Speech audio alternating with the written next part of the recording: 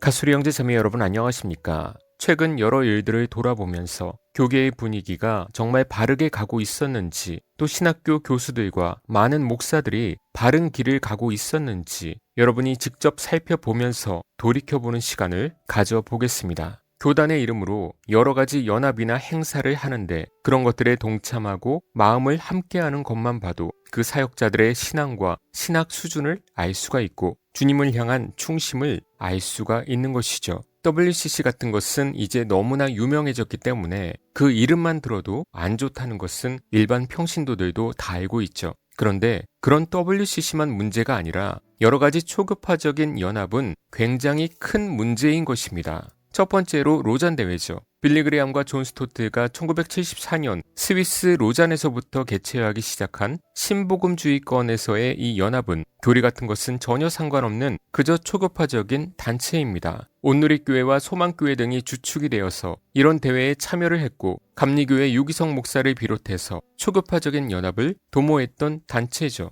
이런 통합 측의 대형 교회들이 초급화적인 에큐메니컬 사역을 하고 여성 안수를 인정하면서 많은 좋지 않은 영향을 끼치고 있죠. 여러분 교회가 장로교회인데 여러분의 목사님이 이런 곳을 지지한다면 당장 나오십시오. 구원의 길을 모르는 교회입니다. 아무리 자신이 보수신학교 교수 출신이라고 해도 필요 없는 거예요. 두 번째는 에즈베리 부흥이라고 하는 거짓을 옹호하는 곳입니다. 에즈베리 대학에서 일어난 신사도적인 부흥을 참된 부흥이라고 난리를 치던 우리나라 교수 출신들과 여러 목사들이 많죠. 이런 것 하나만 봐도 그 사람의 거짓이 들통이 나는 것입니다. 정말 에즈베리 같은 곳에서 일어난 일들이 참된 부흥이라면 칼빈주의, 개혁주의 할 필요 없습니다. 그것이 참된 부흥이라면 저는 당장이라도 갓소리 문 닫고 개혁주의 그만할 것입니다. 그것은 부흥이 아니고 사탄의 장난질입니다. 그런 것들을 부흥이라고 옹호하던 목사들, 여러분은 기억하고 있습니까? 구원의 모습을 분별하지 못하는데 어떻게 다른 교인들에게 구원을 줍니까?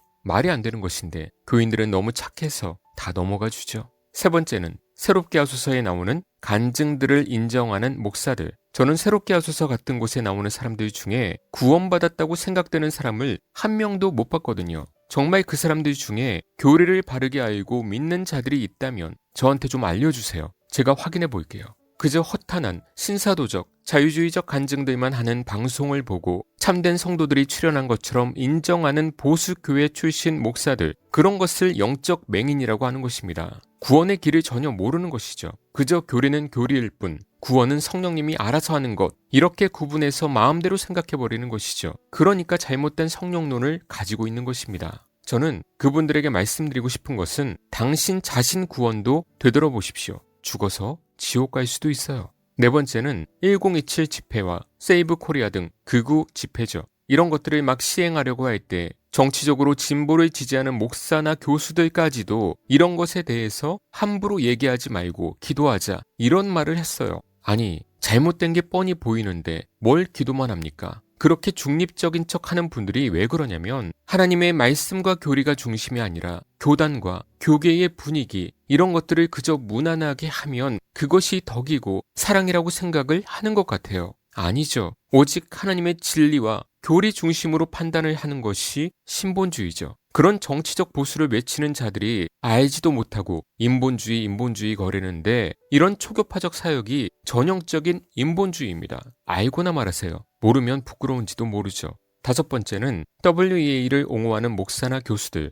WEA도 마찬가지로 초교파적 연합이죠. 이런 에큐메니컬 운동을 하는 사람들의 특징은 믿음이 바른 지식을 기초로 한다고 생각하지 않고 하나님을 만나는 체험을 믿음이라고 합니다. 이것은 우리가 말하는 회심의 체험이 아니라 각자 CCM 들으면서 감동감격하면 하나님 만난 것이고 신비주의적으로 뭔가 만난 것 같으면 하나님을 만난 것이다. 그러니 그런 교리 지식이 중요하지 않으니까 교단 교파 상관없이 초교파적 에큐메니컬 연합이 얼마든지 가능하죠. 그 안에 귀신의 역사가 있든 어쨌든 뭔가 만난 것 같고 그것을 하나님 예수님이라고 하니까 연합을 하는 것입니다. 이런 WEA를 옹호하는 보수 신학교 교수들 있죠. 그런 사람들을 따라다니는 신학생들 뭐 하는 것입니까? 하나를 보면 열을 안다고 이미 싹수가 노란 것이죠. 신학교를 가서 회심을 하는 것이 아니라 회심을 하고 신학교를 가야 되는데 요새는 아무나 다 가니까 구원과는 상관없는 단지 신학이라는 학문을 배우는 느낌이죠.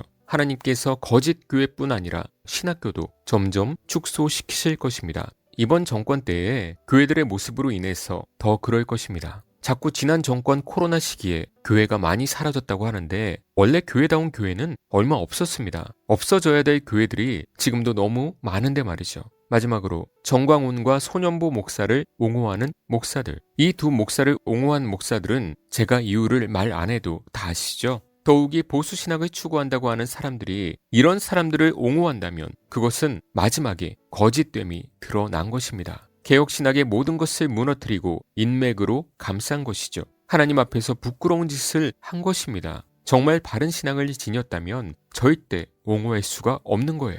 아무튼 우리가 교회 역사를 보더라도 중요한 회의에서 정통과 이단이 나뉘어지는 것처럼 지금도 그런 교리적 회의는 아닐지라도 이런 교리가 확실히 드러나고 있는 사회적인 모습들이 얼마든지 있습니다. 그런 연합들을 보면서 찬성이냐 반대이냐의 모습이 바로 그 사람의 신앙의 모습이고 영적인 안목이죠. 정말 정통개혁신앙의 길을 가시는 목사님들은 이런 것들을 다 거부하고 걱정했습니다. 그런데 보수 교단 안에 있는 혼합주의 목사나 교수들이 이런 것들을 옹호하고 방관했죠. 여러분이 따라가던 그 사역자들이 이런 것을 옹호했다면 결정을 할 때입니다. 이 모든 것들을 옹호하고 있다면 빨리 도망치세요. 사람의 정과 인맥을 따라갈 것인가? 아니면 오직 주님과 진리만을 따라갈 것인가? 그 선택을 하는 것이 여러분의 믿음이 증명되는 것입니다. 귀찮아서 무슨 큰일이야 있겠어. 나의 믿음과 신앙은 진심인데 그렇게 머무는 영적으로 게으른 자들은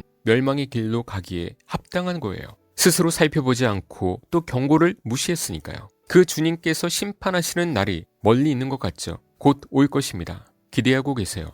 제가 이런 얘기를 한 지가 인스타 가수에서부터 시작해서 거의 10년이 다 되어 갑니다. 그때는 팔로워들이 수천 명이 넘었었고 지금 유튜브도 그렇고 그런 글을 본 사람들은 수십만 명이 될 것입니다. 그런데 정말 바른 진리를 깊이 알아가려고 하는 사람들은 지금 멤버십 분들 몇십 명 정도 남은 거예요.